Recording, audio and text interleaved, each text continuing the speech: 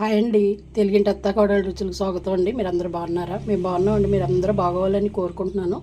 ఇదిగోండి వార్పు రైసు, అలాగే పచ్చిపులుసు అండి. వంకాయ వేసుకుని పచ్చిపులుసు, అవి ఉల్లిపాయ ముక్కలు అవి బాగా వేసుకుని బెల్లం వేసి పచ్చిపులుసు చేశాను.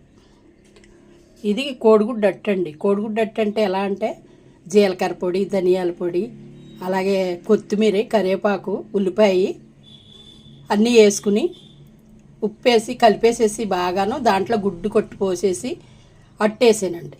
భలే ఉంటుందండి అట్టు. అన్నంలో నంచుకు తింటే టేస్ట్ బాగుంటుంది అనమాట.